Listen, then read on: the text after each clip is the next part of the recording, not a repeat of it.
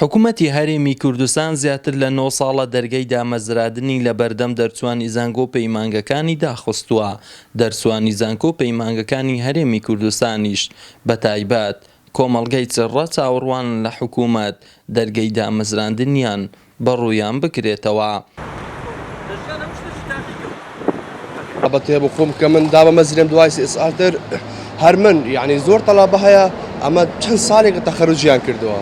یعنی حکوومەتەکە وایە کە دامەزراندن نیە، ئەگە دامەزراندن هەبێتنەوە وەک بلی گەنجەکان بە ئیش نابن. من حەزم ئەگەر دوای 3 ساڵتر تەخەرج بکەم یەک جا ببم بە مامۆستایەک ئەوە بخوی قەیرانەکە نامێنێتن کە تەڵابە وەک بلی بینە سەر شارع و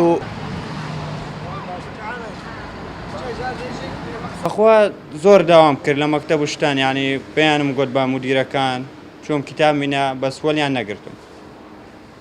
ئەوەش هەیە لەوێ عنی بڵێ بچووک و یەکێک مامۆستا خزمیتی ئەو ڕارێکیشت من نابەدی لە مەکتەبەک لێرە تەقدیمم کرد کابرا خزمی خۆی بەر وەکو من خەریجە ئەو ساڵە خەریجی کردی من 2 ساڵە یا ئەوی بردیە منی نەبردیە. لە سنووری هەرسەی پەروەردەی ئاکری و بەردەڕەش و شێخان زۆرترین مامۆستای وانە بێژ هەیە.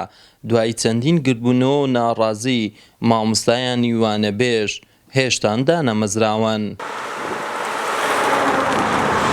زۆر دەرچێن ئاکۆ خوێندکارن دەرچێن پەیمانگەن زانکۆ پەیمانگان تێنە تەخارەجکردن ئاکۆ دەرچن زانکۆ پەیمانگان لێ حکوومەت هەرێما کوردستانی تەنها چ پلانینە ئەوەش 2013 بۆ 14 مە خەریج کریاسێکی شما خوێندکارە مەکۆ ساڵە 2013-2014 تەخارەج بیمە و هەتانەها پێکی بێژن چ دایرە یانشێک دەستگیان حکومی نهاتمە وەلگرتن داخوازەمەشەوە کۆم وەکە خەریج ینی نەخ داخوازیان بتنیا داخوازیامی خەریجەکە و بێنە دامەزراندن و هەروەسا حکوومەت هەرێما کوردستانی چاوەخوا بداتە وانە بێژان چکو ژمارەیەکە زۆر جوانە بێژان داخوازەش حکوومەتی کردیا و بێنە دامەزراندنیان و بێنە گیرەبەست بۆوان بێتە دانان.